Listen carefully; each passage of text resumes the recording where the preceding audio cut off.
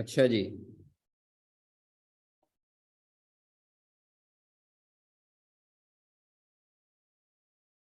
हमने relevant costing का topic start किया था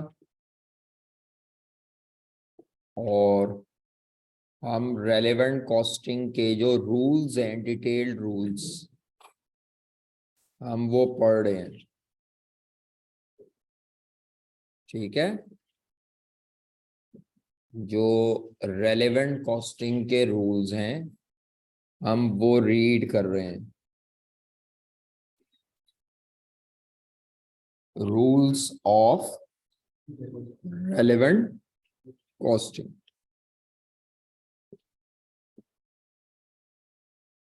तो सबसे पहले हमने ये कहा था कि रेलेवेंट कॉस्ट क्या होती है।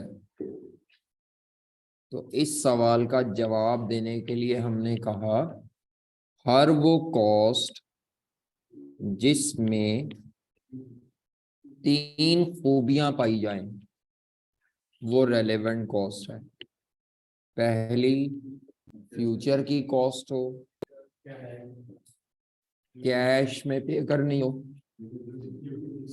और हमें अपने डिसीजन की वजह से पे करनी हो, ऐसी हर कॉस्ट को हम कहते हैं रेलेवेंट कॉस्ट।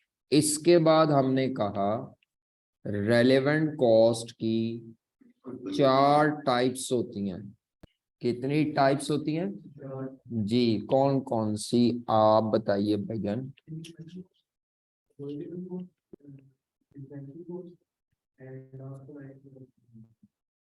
अपॉर्चुनिटी कॉस्ट जी, 4 कॉस्ट या 4 आइटम रेलेवेंट फिगर्स होती हैं।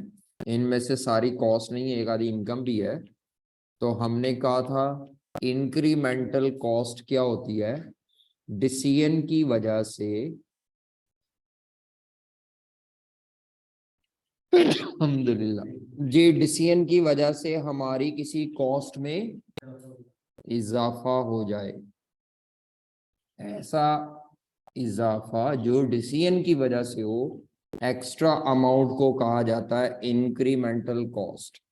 अगर डिसीजन की वजह से हमारी कॉस्ट में कमी आ जाए या सेविंग हो जाए तो उसको बोलते हैं अवॉइडेबल कॉस्ट, और ये एक्सपेंस नहीं होती, रेलेवेंट इनकम।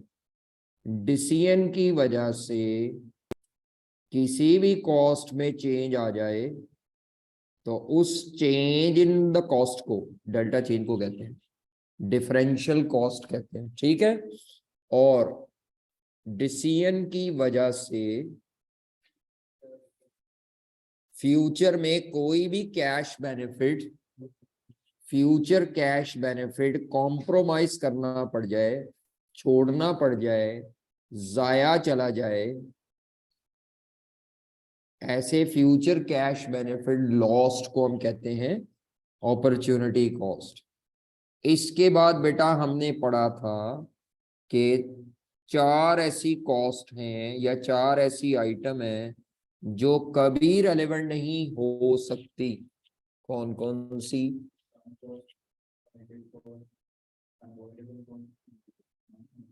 क्या होती है संक कॉस्ट?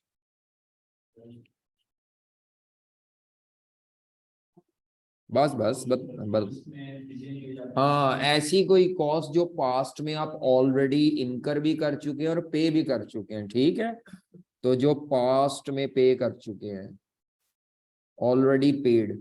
उसके बाद कमिटेड कॉस्ट वो कॉस्ट है जिसका लीगल एग्रीमेंट तो पास में हुआ है लेकिन पेमेंट आपने फ्यूचर में प्रॉमिस की हुई है। तो ऐसी कॉस्ट जो प्रॉमिस्ड है, promised in the past but paid in the, ऐसी कॉस्ट को हम कहते हैं कमिटेड कॉस्ट। एक थी अन डिसीजन की वजह से कॉस्ट में सेविंग जो आनी थी वो सेविंग नहीं आती कुछ कॉस्ट में, ऐसी कॉस्ट को अनअवॉइडेबल कहते हैं। और जो अकाउंटिंग प्रॉफिट को एक्यूरेट निकालने के लिए एज्यूम कॉस्ट ली जाती हैं, अकाउंटिंग कॉस्ट कहते हैं उनको, ऐसी को कहा जाता है एज्यूम नोशनल कॉस्ट। ठीक है, ये रेलेवेंट हरगिज नहीं होती। उसके बाद हमने अगली बात ये की थी कि आपको जो एग्जाम में क्वेश्चन आएंगे वो रेलेवेंट कॉस्टिंग के चैप्टर में से अगर आता है तो क्वेश्चन 3 तरह से आ सकता है जी। पहला, या तो वो आपको कहेगा कंपनी एक ऑर्डर परफॉर्म करना चाह रही है, आप एडवाइस करें, आप रिकमेंड करेंगे कंपनी को स्पेशल ऑर्डर या कोई वन ऑफ ऑर्डर एक्सेप्ट करना चाहिए कि नहीं करना चाहिए। तो ये पहला टॉपिक है, evaluation of special one of का मतलब होता है कभी कभार मिलने वाला, स्पेशल वन ऑफ कॉन्ट्रैक्ट। जी, आसान हो रही है।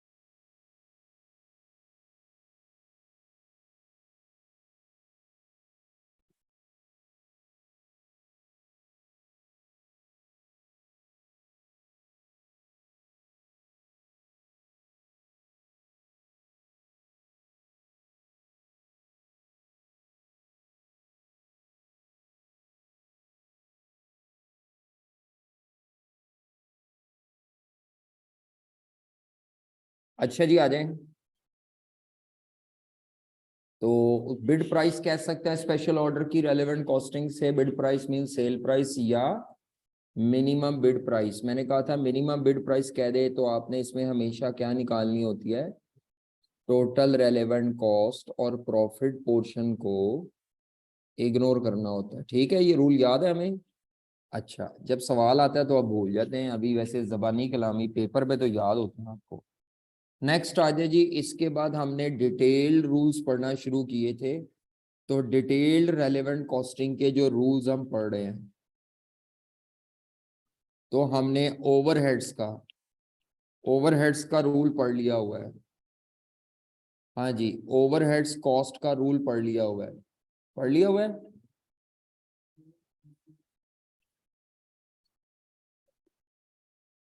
सेलिंग, मार्केटिंग, एडमिनिस्ट्रेशन, या जो वो दे दे उसकी मर्जी, उसमें भी आ सकती हैं, किसी में भी आ सकते हैं, सब में अदर रेलेवेंट कॉस्ट। जी हाँ जी, ओवरहेड्स कॉस्ट का क्या रूल था भजन, बताएं। बोला जी, जी हाँ जी, नहीं आता। ओवरहेड्स कॉस्ट का रूल था वेरिएबल ओवरहेड्स जो होंगे, हाँ जी, वेरिएबल ओवरहेड्स वो ऑलवेज रेलेवेंट होंगे, जैसे मर्जी दिए हो। रट्टा नहीं लगाया हुआ आपने, रट्टा लगाए भाई, पता हो। और फिक्स्ड ओवरहेड जो होंगे, चाहे वो सेलिंग है, चाहे मार्केटिंग एडमिन है, तो फिक्स्ड ओवरहेड अगर तो एडिशनल वाले हैं तो रेलेवेंट होंगे, और अगर एग्जिस्टिंग वाले हैं, जी, एडिशनल वाले रेलेवेंट कॉस्ट, और एग्जिस्टिंग वाले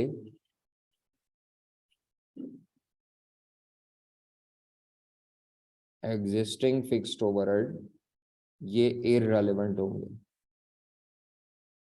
क्या होंगे? लेंगे। उसके बाद ओवरहेड्स के बाद नेक्स्ट हमने मटेरियल को स्टार्ट किया था लास्ट लेक्चर में। क्या स्टार्ट किया था? तो मटेरियल कॉस्ट के रेलेवेंट कॉस्टिंग के रूल्स पढ़े थे, ऐसे ही था। हाँ जी, हमने कहा था दो सिचुएशन है मटेरियल में। पहली सिचुएशन ये है कि हमारा इदारा फिनिश प्रोडक्ट बनाने के लिए जो रॉ मटेरियल है वो खुद मैन्युफैक्चर करता है जब जरूरत होती है। तो इन हाउस मैन्युफैक्चरिंग अगर होती है आपकी, तो मैंने कहा था वहां पे रेलेवेंट कॉस्ट क्या होती है? जी बताएं, वहां रेलेवेंट कॉस्ट क्या होगी? Production cost. क्या चीज रेलेवेंट होगी? उस मटेरियल को प्रोड्यूस करने की जो प्रोडक्शन कॉस्ट है। तो वो आपको मैंने टेबल सा बताया था कि उसमें 4 कॉस्ट लेनी है आपने। हाँ जी, direct material, direct labour, variable FOH और एडिशनल फिक्स्ड एफओएच। तो ये जो जवाब आएगा ये रेलेवेंट प्रोडक्शन कॉस्ट होगी फॉर मटेरियल। तो गारमेंट्स अगर आप बनाते हैं तो उसको बनाने के लिए जो कपड़ा चाहिए होता है, खुला कपड़ा, वो खुला कपड़ा बनाने की कॉस्ट रेलेवेंट प्रोडक्शन कॉस्ट है। ठीक है। अगर आप रॉ मटेरियल प्रोड्यूस करने की बजाय एक्सटर्नल सप्लायर से बाय करते हैं तो इसके अंडर मैंने कहा था टोटल 3 सिचुएशंस हैं। कितनी सिचुएशंस हैं? 3। पहली सिचुएशन ये है कि जो मटेरियल आप एक्सटर्नली बाय करते हैं सप्लायर से, स्पेशल ऑर्डर के लिए आपको मटेरियल चाहिए और स्टोर में नहीं पड़ा हुआ। किसके लिए चाहिए? Special order. में मिसाल के तौर पे बोल रहा हूँ, आप डिसीजन भी कह सकते हैं कि जो डिसीजन के ऊपर आपने मटेरियल यूज करना है, आप फिर पीछे चले गए, आज आपने आगे बैठना है, बैठ जाते हैं यार, मैं कौन सा करंट मारता हूँ। अच्छा, वो ये है कि मुझे लगता है फिर आप पीछे बुक रीडिंग शुरू कर देते हैं। शायद आप नहीं कर रहे, लेकिन मुझे फील होता है कि आप मोबाइल पे पढ़ना शुरू कर देते हैं। आप रीडिंग के शौकीन हैं। अच्छा, एक्सटर्नल बाइंग में क्या है? आपको जो अपने स्पेशल ऑर्डर पे मटेरियल चाहिए वो मटेरियल आपके पास स्टोर में बिल्कुल भी मौजूद।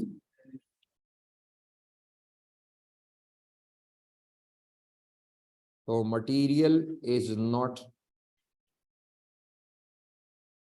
अवेलेबल इन स्टॉक या स्टोर रूम।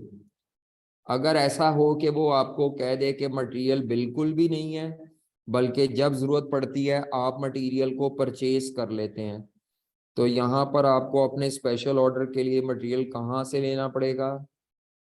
सप्लायर से परचेज करेंगे, फ्यूचर में करेंगे कैश पे। तो रेलेवेंट कॉस्ट क्या होगी? हाँ, जो इस वक्त करंटली मार्केट में रेट चल रहा है उस पे परचेज करेंगे, तो करंट परचेज कॉस्ट रेलेवेंट होगी। कौन सी कॉस्ट? अच्छा जी, आगे आ जाए। इसके बाद हमने कहा था दूसरी सिचुएशन ये है कि हमें जो स्पेशल ऑर्डर के लिए मटेरियल चाहिए वो मटेरियल स्टोर में पड़ा तो हुआ है, लेकिन वो हमारे स्पेशल ऑर्डर के लिए नहीं है, बेकार नहीं है, बल्कि वो नॉर्मल किसी रेगुलर प्रोडक्शन पे इस्तेमाल होता है। यानी वो काम का मटेरियल है, बेकार नहीं है। तो उसके लिए मैंने आपको क्या कहा था, अगर आपके पास मटेरियल स्टोर में अवेलेबल हो, कहाँ अवेलेबल हो?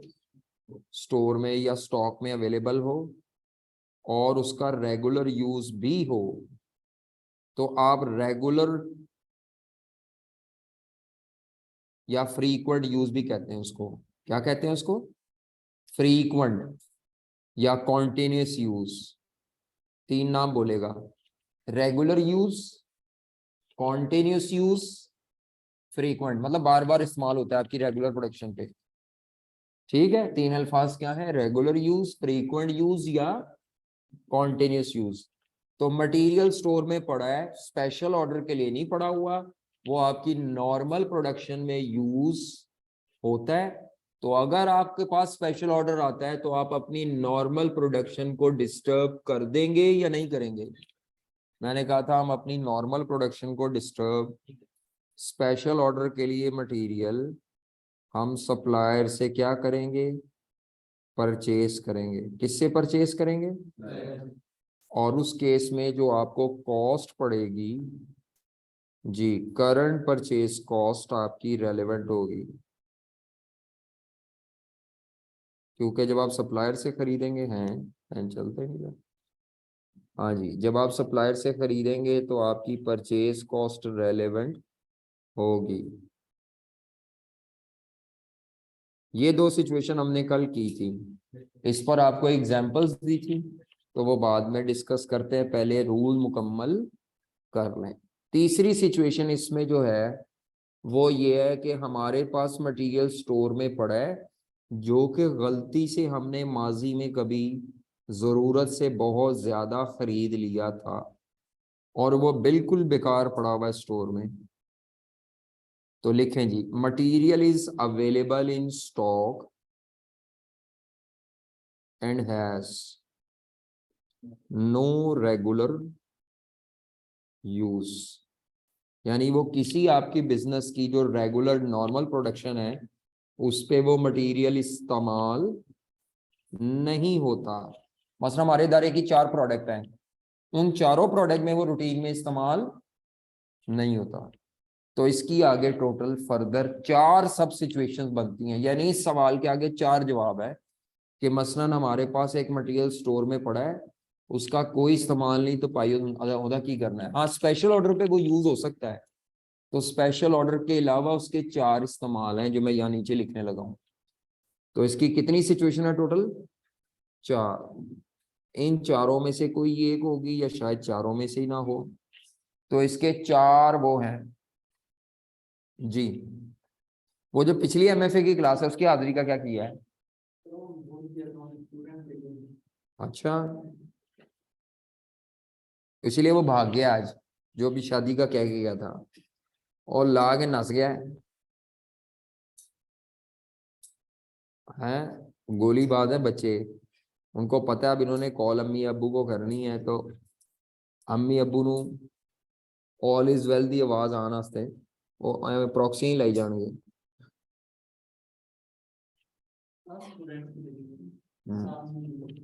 चलो, अच्छा जी, मटेरियल इज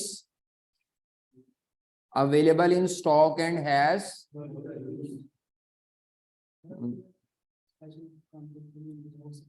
हो सकता है लेकिन इसका कोई रेगुलर यूज नहीं है। रेगुलर जो प्रोडक्ट आप मैन्युफैक्चर है, ये तो ऑर्डर तो वन ऑफ होते हैं ना।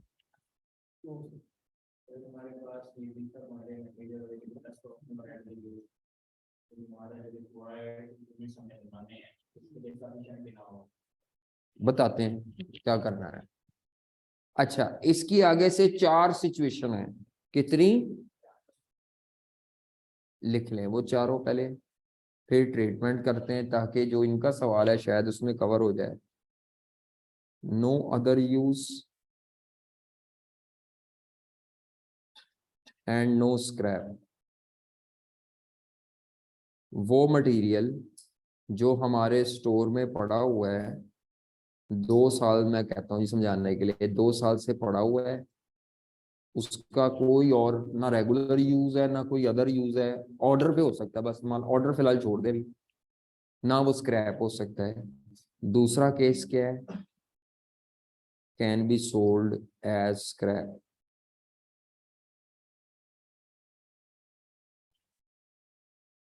वो स्क्रैप हो सकता है। तीसरा, कैन बी, और लिखो, बैठना नहीं, तुम सो जाते हो बैठे बैठे ही, और तुम्हें आता उता भी कुछ नहीं है, हैं अभी देख के घबरा गए थे। लिखो, शाबाश, लिखने में याद हो जाता है, कोई मसला नहीं, पेज मिल जाएगा, मुझे भी पता है नहीं तो मैं लिखना छड़ देना है, तुम सुनोगे तो आपे लिखोगे फिर, एडा पप्पू करके मैं लिख रहा can be disposed of at a cost, और मल्टीपल अदर यूजेस,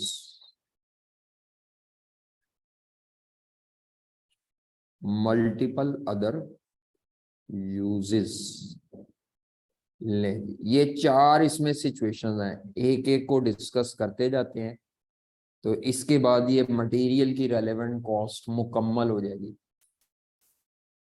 ठीक है, हमें एक मटेरियल स्टोर में पड़ा हुआ है हमारे, 2 साल मिसाल दे रहा हूं मैं, 2 साल से पड़ा हुआ है, उसका कोई रेगुलर इस्तेमाल, वो स्पेशल ऑर्डर पे इस्तेमाल हो सकता है। किस पे इस्तेमाल हो सकता है? लेकिन स्पेशल ऑर्डर पे इस्तेमाल करने से पहले हम देखते हैं कोई और इस्तेमाल आ जाए, कोई और आ जाए, स्पेशल ऑर्डर तो है ही, साइड पर रखे। तो स्पेशल ऑर्डर के अलावा उसके ये चारों में से कोई भी केस हो सकता है। स्पेशल ऑर्डर के ये अलावा चार सिचुएशन है, ये स्पेशल ऑर्डर पे नहीं है चारों, ये चारों स्पेशल ऑर्डर के अलावा है। समझ आ रही है? लेकिन हमने अल्टीमेटली यूज तो स्पेशल ऑर्डर पे करना है, जिसकी वजह से इन चारों पे कोई ना कोई इम्पैक्ट क्रिएट होगा उसकी वजह से, स्पेशल ऑर्डर की वजह से। मिसाल के तौर पर मटेरियल स्टोर में पड़ा है, उसका कोई रेगुलर यूज नहीं है, वो स्पेशल ऑर्डर के अलावा कहीं और इस्तेमाल भी नहीं हो सकता, बिक भी नहीं सकता। दूसरा क्या है? स्पेशल ऑर्डर के अलावा वो क्या हो सकता है? स्क्रैप हो सकता है। तीसरा क्या है? वो स्पेशल ऑर्डर के अलावा खर्चा लगा के, एक्सपेंस लगा के आप उसको डिस्पोज ऑफ करते हैं, बिकता नहीं है, खर्चा लगा के उसको डिस्पोज ऑफ, ठिकाने लगाते हैं, ऐसे बार फेंक नहीं सकते होंगे उसको। ठीक है। चौथा, जो आपका स्पेशल ऑर्डर है उसके अलावा उसके 2 3 4 5 यूज और है, लेकिन वो रेगुलर यूज नहीं है, वो भी क्या है? वन ऑफ यूज है। क्या है वो? तो अगर बेटा हमारे पास स्टोर में मटेरियल पड़ा हो, उसका रेगुलर यूज स्पेशल ऑर्डर पर इस्तेमाल हो सकता है वो, उसके अलावा स्पेशल ऑर्डर के अलावा कहीं और पूरे बिजनेस में यूज नहीं हो सकता, ना वो स्क्रैप हो सकता है। बस आप उस मटेरियल को स्पेशल ऑर्डर पे ही यूज कर सकते हैं, बाकी कहीं और यूज, बाकी कहीं और स्क्रैप भी नहीं होता। तो ऐसा पड़ा हुआ मटेरियल जब आप स्टोर से यूज करेंगे अपने स्पेशल ऑर्डर पे, तो ड्यू टू स्पेशल ऑर्डर हमें फ्यूचर में क्या कॉस्ट पे करनी पड़ेगी बताएं?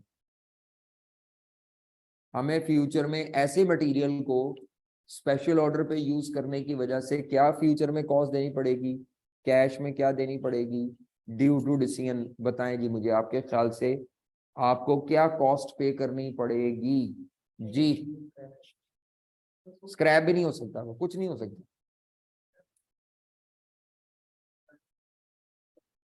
वो मटेरियल नहीं है, वो लेबर एफर्ट है, वो छोड़ दो। मटेरियल की बताओ, मटेरियल के लिए क्या ज्यादा कॉस्ट लगेगी? हमारा एक मटेरियल है, आपने उसको स्पेशल ऑर्डर पे यूज करना है, उस मटेरियल को स्पेशल ऑर्डर पे यूज करने की क्या रेलेवेंट कॉस्ट होगी? वो कहीं और यूज नहीं हो सकता, कहीं स्क्रैप कुछ नहीं हो सकता। आपने देखना है कि क्या कोई एक्स्ट्रा इंक्रीमेंटल कॉस्ट पड़ेगी, क्या कोई डिफरेंशियल कॉस्ट पड़ेगी, क्या कोई अपॉर्चुनिटी कॉस्ट कुछ है, बताएं।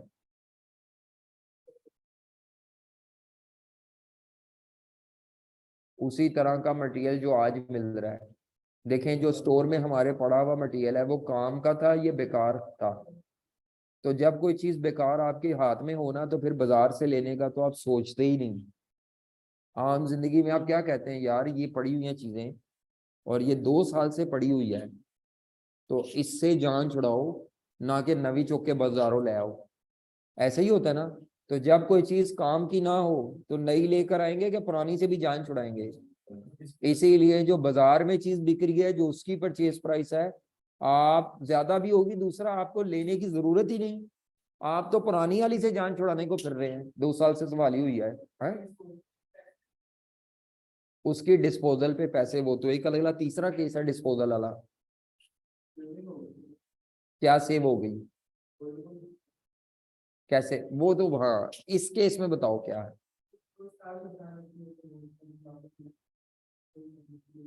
नहीं, वो पहले ही सही है, मैं कब कहा कि वो डैमेज है? फेयर मार्केट वैल्यू क्या मतलब? आपने अपनी रेलेवेंट कॉस्ट के 3 क्राइटेरिया पूरे करने हैं, 5 जितने भी पूरे करने चाहिए।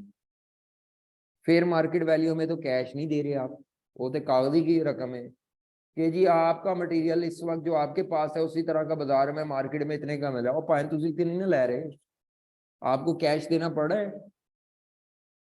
रेलेवेंट के 3 क्राइटेरिया मैंने कहा था पूरे करो, एक भी मिस होगा तो चीजें रेलेवेंट से बाहर चली जाएंगी।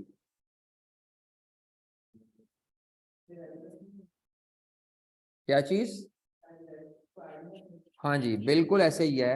अगर कोई ऐसा मटेरियल हो, अगर इस कोई ऐसा मटेरियल हो जो ना स्क्रैप हो सकता है ना वो कहीं यूज हो सकता है, सिर्फ आप उसको उठा के स्पेशल ऑर्डर पे यूज कर सकते हैं, और उसके कोई फ्यूचर में कैश में कोई कॉन्सिक्वेंसेस नहीं है, ना कोई अपॉर्चुनिटी कॉस्ट है, ना कोई अवॉइडेबल, कुछ भी नहीं है, तो ऐसे कॉस्ट की रेलेवेंट कॉस्ट नील होती है। क्या होती है?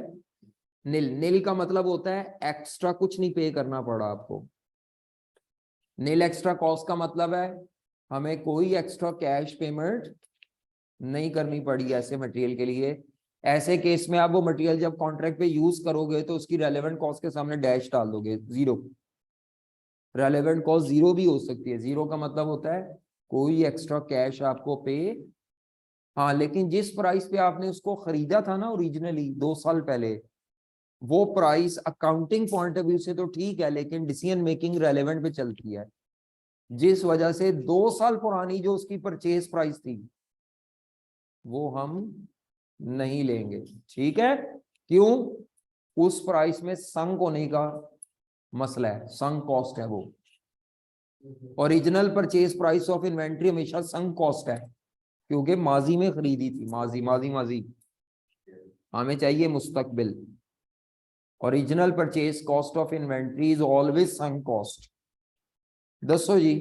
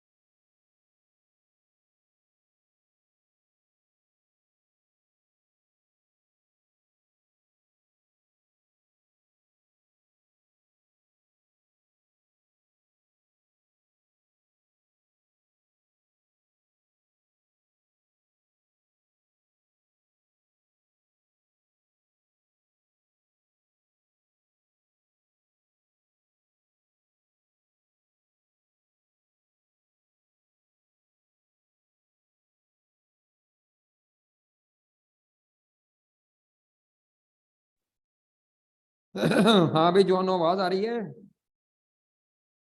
ओ नमाज ब्रेक, चलो नमाज ब्रेक दे दे, ठीक है, नमाज ब्रेक, नमाज ब्रेक देते हैं, बस 1 मिनट दे दे मुझे। है, मैं कह रहा हूँ ये बात मुकम्मल कर लें। अगर मटेरियल स्टोर में पड़ा है, उसका कोई रेगुलर यूज नहीं है, और ओपन मार्केट में वो 10 रुपए पर केजी पे स्क्रैप हो सकता है, हम उसको स्क्रैप करने की बजाय अगर उसको अपने स्पेशल ऑर्डर पे यूज कर लें, तो आम जिंदगी में असूल होता है जो चीज स्क्रैप कर दो वो यूज नहीं हो सकती, और जिसको यूज कर लो, तो अगर आप उस पड़े हुए मटेरियल को अपने स्पेशल ऑर्डर पे यूज करेंगे तो उसका नुकसान ये होगा कि जो आपको स्क्रैप के पैसे आने थे वो, इसका मतलब है इस केस में एक्स्ट्रा पैसे तो कोई नहीं जा रहे, लेकिन आते हुए पैसे हमारे ड्यू टू कॉन्ट्रैक्ट क्या करने पड़े, छोड़ने पड़े, जाया करने पड़े। इस केस में आपकी जो रेलेवेंट कॉस्ट होगी वो होगी स्क्रैप वैल्यू फॉरगॉन, और ये एज एन अपॉर्चुनिटी कॉस्ट आएगी। क्या आएगी? एज एन, समझ आ गई है? क्या सिचुएशन है बताओ भाई, और सिचुएशन बताओ, तुम ट्रीटमेंट बता रहे हो, सिचुएशन क्या है? चीज का मतलब मटेरियल, मटेरियल स्टोर में पड़ा है, उसका रेगुलर यूज कबाड़िए को बेच सकते थे, हमने कबाड़िए को बेचने की बजाय स्पेशल ऑर्डर पे यूज कर रहे हैं। तो जब आप स्पेशल ऑर्डर पे यूज करेंगे तो कबाड़िए वाले पैसे सेक्रीफाइस, उसको कहते हैं स्क्रैप वैल्यू फॉर गॉन। ठीक है, चलो नमाज पढ़ ले, फिर आके फर्दर बात करते हैं।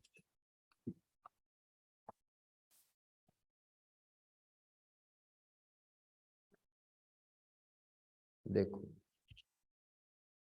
हाँ जी, सारी स्टोरी दोबारा बतानी पड़नी है, नेट ने बहुत काम किया आज। चलो, हाँ जी, हम ये सिचुएशन कर रहे हैं कि मटेरियल का रेगुलर यूज नहीं है और मल्टीपल यूजेस हैं। तो मैंने एक मटेरियल के 3 मल्टीपल यूजेस बताए हैं। मटेरियल एक्स 10,000 kg पड़ा हुआ है, 25 के रेट पे 2 साल पहले खरीदा था, रेगुलर यूज कोई नहीं है, स्क्रैप हो सकता है सेलिंग एक्सपेंस करके, 3 का सेलिंग एक्सपेंस करें तो 12 में बिक सकता है, सेलिंग एक्सपेंस किए बगैर बेचे तो 8 रुपए का बिक सकता है। और मटेरियल एक्स किसी मटेरियल वाई की जगह पे यूज हो सकता है, जिसकी वजह से वाई के पैसे बचेंगे, और एक्स को वाई में कन्वर्ट करने के लिए हमें एक्स वाई में क्या होगा, कन्वर्ट उस तरह का बनाने के लिए हमें मॉडिफिकेशन का खर्चा कितना करना पड़ेगा? 3 रुपए।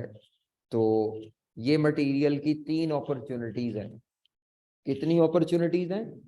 या इसके 3 यूज हैं। तीनों यूज में कोई ना कोई फायदा आ रहा है। देखें, पहली सिचुएशन में कितना फायदा आ रहा है, कितना फायदा है? अगर आप 12 काउंट करेंगे तो गलत है। पहली सिचुएशन में हमें नेट फायदा कितना आ रहा है? नेट स्क्रैप, बल्कि आ नहीं रहा, आ सकता है, अभी आ तो नहीं रहा, अभी तो ये ऑप्शन है, अपॉर्चुनिटी है।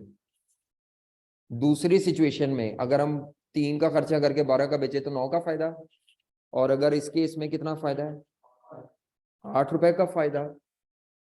तीसरे केस में जब हम मटेरियल एक्स को मटेरियल वाई की जगह यूज करना चाह रहे हैं तो फिर हमें कितना फायदा है? 7 रुपए का कि 13 रुपए का फायदा है? 10 रुपए का फायदा है, और 3 रुपए का खर्चा है, तो नेट करके नेट का फायदा 7 रुपए, नेट सेविंग।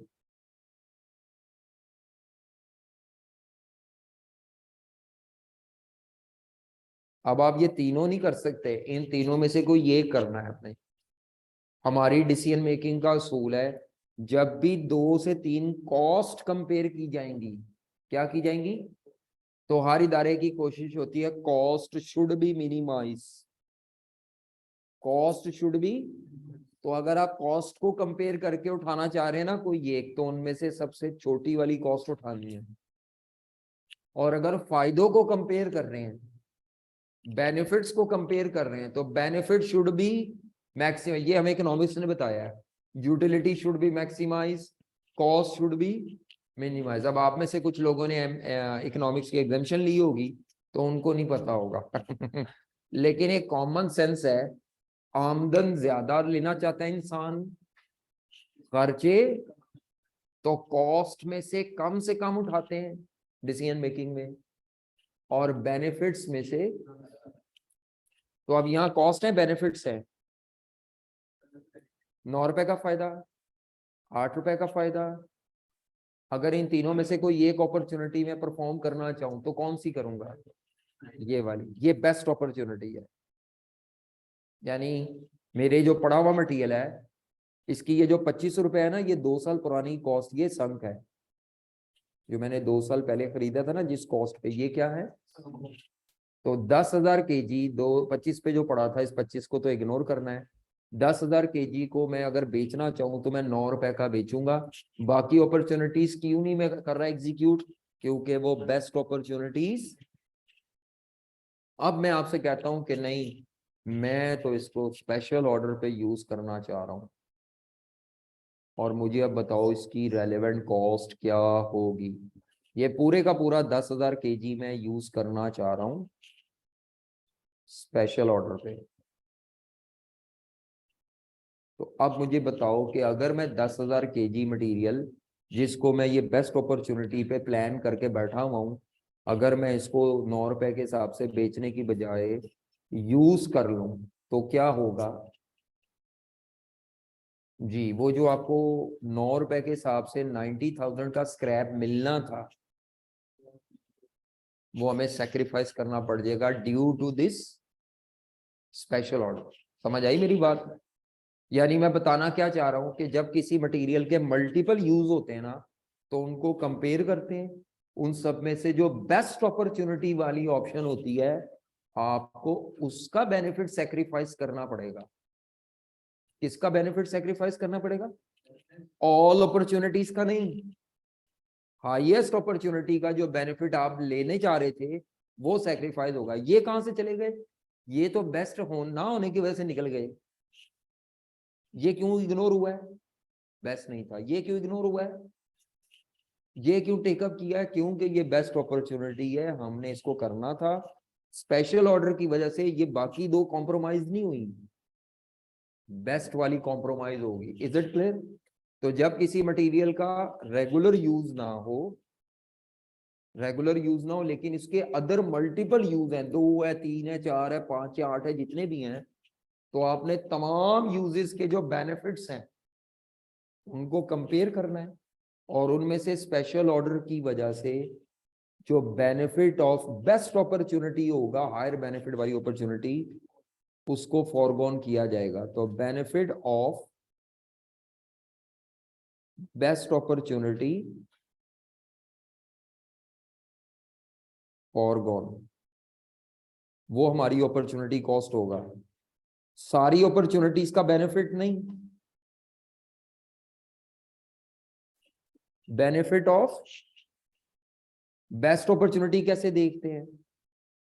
हाँ जी, बेस्ट अपॉर्चुनिटी कैसे देखते हैं? सारी अपॉर्चुनिटीज को कंपेयर करते हैं, उनके बेनिफिट्स को, और उनमें से हायर ऑफ या हाईएस्ट ऑफ,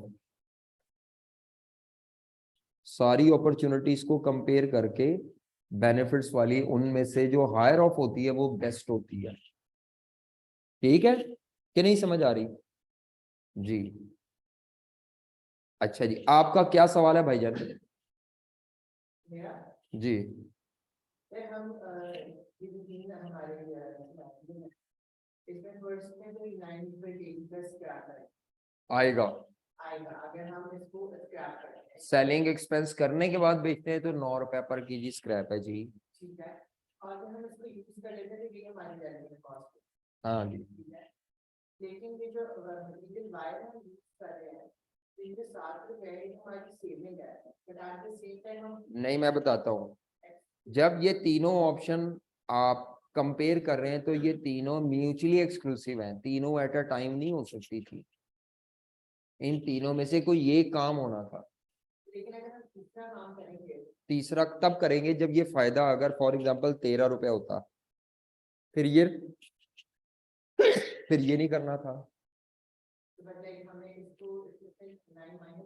नहीं, 9 हमें माइनस नहीं करना चाहिए, क्योंकि स्पेशल ऑर्डर की वजह से 9 थोड़ी छोड़ा है। जब आप इसको कंपेयर करते हैं ना कि 9 रुपए, 8 रुपए, 13, तीनों में से हायर आपने उठा लिया, तो अब आपको ये बताने की जरूरत नहीं कि ये उससे कितना हायर है, ये बेस्ट है, बस यही हमारे पिक करना है हमें। तमाम म्यूचुअली एक्सक्लूसिव ऑप्शन के बेनिफिट कॉस्ट को नेट नहीं करते, अलग रखते हैं। हाँ, एक अपॉर्चुनिटी के अंदर रहते हुए जितने कॉस्ट बेनिफिट है वो नेट हो सकते हैं, लेकिन कंपीटिंग ऑप्शंस के कॉस्ट बेनिफिट नेट नहीं होते। ये कंपीटिंग ऑप्शंस है, तीनों आपस में मुकाबले में पड़ी हुई हैं।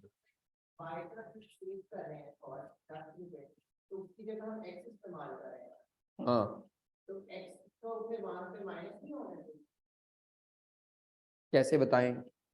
देखिए हमारा परचेज कॉस्ट वाई सेव हो गया, ठीक है, लेकिन हमारा वो नॉन पे का स्क्रैप दिख रहा था वो तो अभी एक्स यहाँ यूज हो रहा है ना। नहीं इस तरह तो फिर आप दुनिया की ऐसी कई अपॉर्चुनिटीज हैं जो आप सेक्रीफाइस कर रहे होंगे। नहीं ऐसे तो फिर कई ऐसी अपॉर्चुनिटीज है जो मैंने यहाँ लिखी नहीं, वो भी हैं। कौन कौन सी अपॉर्चुनिटी को आप एडजस्ट करेंगे? ठीक है, समझ आई आपको? वैसे यहाँ 13 नहीं था, मैंने तो काट के गलत 7 है जी। और कोई सवाल किसी का? जी आपका क्या सवाल है? सुन लें, आपका सवाल ये है कि अगर आपको स्पेशल ऑर्डर पे 10,000 kg की बजाय 14,000 kg चाहिए हो, यही था, सफिशिएंट क्वांटिटी स्टोर में पड़ी ना हो, तो 10,000 kg की रेलेवेंट कॉस्टिंग वो 9 रुपए से होगी, बाकी 4,000 परचेज कर लेंगे सिंपल बाजार से। जी नहीं घट क्वांटिटी ਤੁਹਾਡੇ ਕੋਲ ਪਈ है स्टोर से भाई, जाओ खरीदो। नहीं क्यों, तुम्हारे पास 4,000 kg था ही नहीं, उसकी कहां से लाओगे अपॉर्चुनिटी कॉस्ट? 10,000 की आएगी क्योंकि तुम्हारे पास स्टोर में जितनी क्वांटिटी पड़ी हुई है उसकी अपॉर्चुनिटी कॉस्ट होगी। कौन सी तीनों? दो। 10,000 kg की अलहदा रेलेवेंट कॉस्टिंग होगी, 4,000 kg की अलहदा रेलेवेंट कॉस्टिंग है। तुम्हें अगर 14,000 kg चाहिए होता तो तुम 10 ये वाला यूज कर लेते और 4,000 बाजार से क्या कर लेते, वो परचेज कर लेते बाय। ठीक है, जितनी क्वांटिटी तुम्हें चाहिए अगर वो सारी स्टोर में नहीं पड़ी हुई तो इसका क्या मतलब है, remaining quantity we will buy. और अगर इसका रेगुलर यूज हो जो स्टोर में पड़ी है तो फिर तुसी सारी क्वांटिटी बाहरों खरीद नहीं पाएंगे। ठीक है, हल आपके सवाल का जवाब भी हो गया। और अच्छा, अब आपको जो एग्जांपल दी हुई थी रेलेवेंट कॉस्टिंग की, एग्जाम्पल 1 पे आते हैं। किस पे आते हैं? एग्जाम्पल 1 पे।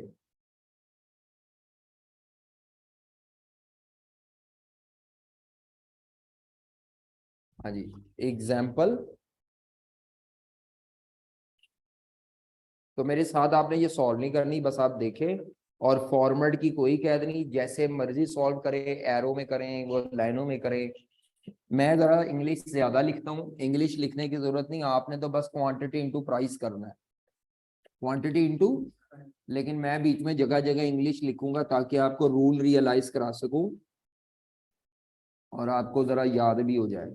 ठीक है, तो देखें जरा, क्वेश्चन में कहता है calculate total relevant cost of material for. इस सवाल में कितने मटेरियल नजर आ रहे हैं? 3, बाकी ऊपर इंग्लिश पढ़ लीजिएगा। तो मैं पहले मटेरियल ए पढ़ रहा हूँ। मटेरियल ए की हमें स्पेशल ऑर्डर के लिए टोटल 500 kg रिक्वायर्ड है। रिक्वायर्ड का मतलब है रिक्वायर्ड फॉर स्पेशल ऑर्डर। कितने केजी रिक्वायर्ड है? हमारे पास इन्वेंट्री में पहले से कितने पड़े हुए हैं? तो 400 kg तो परचेज करना ही करना है। 400 kg तो परचेज, जो इन्वेंट्री में पड़ा है उसको जब खरीदा था तब उसकी ओरिजिनल कॉस्ट कितनी थी? तो ये माजी में परचेज किया था, तो बेटा ये जो ओरिजिनल परचेज कॉस्ट होती है ये संक होती है, इसको इग्नोर कर देंगे क्योंकि ये इस इन्वेंट्री की कॉस्ट है जो पड़ी हुई है ना। नया बाजार से लेने जाओ तो करंट परचेज प्राइस पे मिल रहा है, करंट का मतलब है नया लेने जाओ तो इतने का मिल रहा है और कबाड़िए को बेचने जाओ तो ये इतने का। स्क्रैप, इनमें फर्क क्या होता है, ये नए की प्राइस होती है, ये पुराने की स्क्रैप वैल्यू।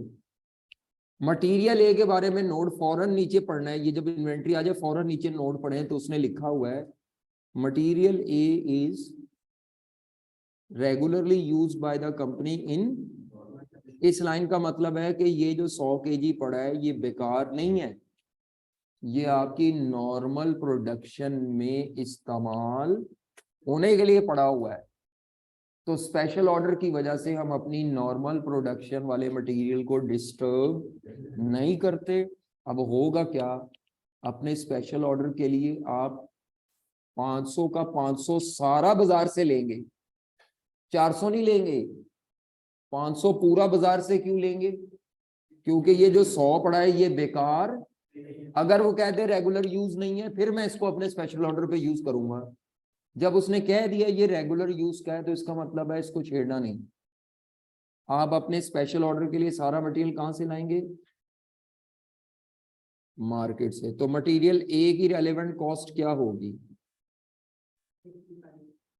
हाँ जी, रेगुलर यूज की वजह से, रेगुलर यूज होने की वजह से हम सारा का सारा जो स्पेशल ऑर्डर पे चाहिए वो ओपन मार्केट से परचेज करेंगे।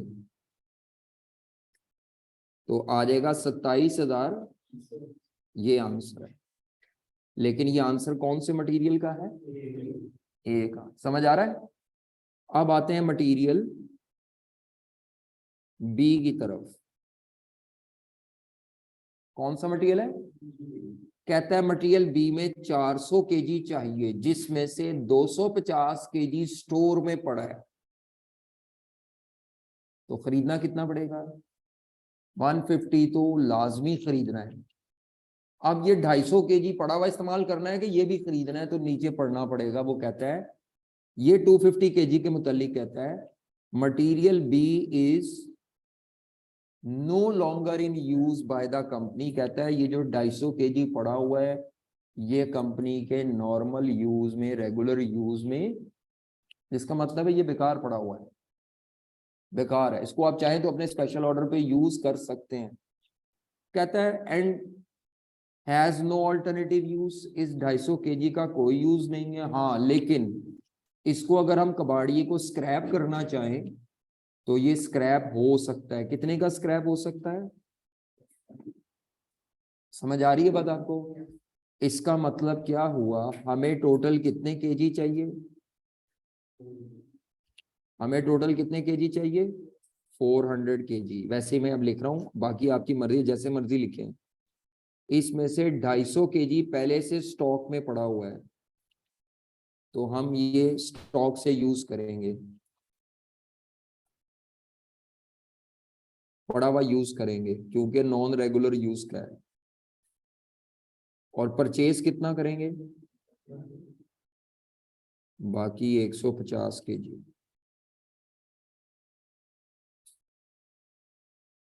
ढाई सौ केजी कहां से यूज करेंगे? जब कोई चीज का रेगुलर यूज ना होना, तो पहले पड़ी हुई चीज क्या की जाती है? यूज की जाती है। ठीक है। आपके अबू हर महीने 500 किलो चावल लेके आते हैं घर में खाने के लिए रूटीन में। एक महीने वो 800 किलो ले आए हैं चावल, तो आपके नॉर्मल यूज से कितने एक्स्ट्रा है? तो अगर आपने देग पकानी है 12 किलो की, तो आप बाजार से क्यों लेंगे नए चावल? आप कहेंगे अबू लाए हुए हैं, जरूरत से ज्यादा चावल लाए हैं, तो भाई ਉਹਦੇ ਵਿੱਚੋਂ ਲੈ ਕੇ नाई साहब को पकाओ। नाई आपसे कहेगा नहीं सही लेके आओ, वह लेके आओ। ਤੁਸੀਂ ਕਹੋਗੇ पाए ना पे ने 300 मैगी करने ने, बाद च सुसरियां नहीं खाने ने। नहीं समझ आई? आपकी पूरे महीने या साल की जो रिक्वायरमेंट है वो 500 केजी चावल है, और आपके अबू किसी एक साल में अगर 800 केजी ले आए थे सस्ते लाभ के सन, तो वो 300 केजी क्या करेंगे? देगा ही पकाओगे और की करेंगे? नहीं समझ आ रही? या किसी गरीब को दे देंगे। अच्छा जी बताएं, ये जो परचेज करेंगे 150 केजी, ये कितने पे खरीदें करेंगे? ये सोल्यूशन में मिस्टेक है, यहाँ कोई और प्राइस ली हुई है गलती से। सोल्यूशन जरा सही कर लेना बाद में। 52 की प्राइस पे परचेज करेंगे, और जो बाकी ये 250 केजी है ये ओपन मार्केट में स्क्रैप हो सकता था। अगर हम इसे यूज कर लेंगे तो हमें स्पेशल ऑर्डर पे यूज करने की वजह से हमें इसकी स्क्रैप वैल्यू फॉरगॉन करनी पड़ेगी।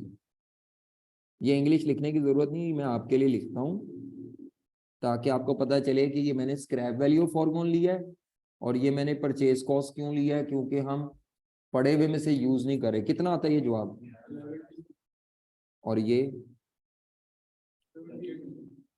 70। अच्छा जी, कोई बच्चा मुझे मटेरियल सी का ट्रीटमेंट बताए क्या होगा? जिसको आ जाए समझ वो बताएगा, लेकिन सारा बताना है। मैंने नहीं बताना, पढ़ो मटेरियल सी और बताओ।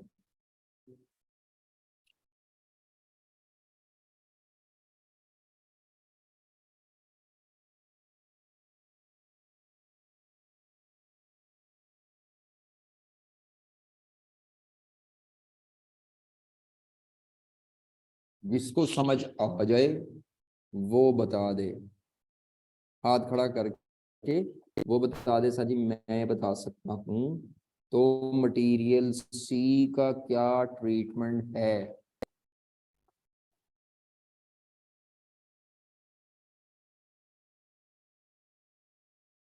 जी आगे समझ आपको? जी बताएं।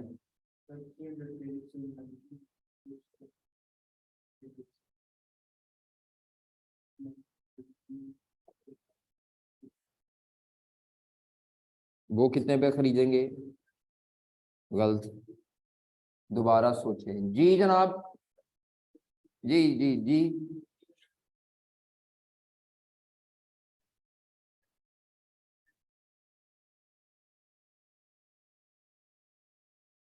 आप वो जो 25 से क्यों करेंगे? हाँ जी, हमें टोटल 350 केजी चाहिए। 350 केजी में से 300 केजी स्टोर में पड़ा है और उसका रेगुलर यूज नहीं है, तो इसका ये स्टॉक में से यूज करेंगे। और परचेज कितना करेंगे? तो जो 50 केजी परचेज करेंगे वो परचेज करेंगे 45 पे, 25 पे नहीं, जो भी आता है 2200। और जो ये 300 केजी स्टोर में पड़ा है जिसका रेगुलर यूज कोई नहीं है, ये 18 के पे स्क्रैप हो सकता है। और वो कहता है ये किसी और मटेरियल जी की जगह यूज हो सकता है। जी की इस वक्त कॉस्ट कितनी है? इसका मतलब है जब आप सी को जी की जगह यूज करेंगे ना तो जी को परचेज नहीं करना पड़ेगा, जी के पैसे बचेंगे।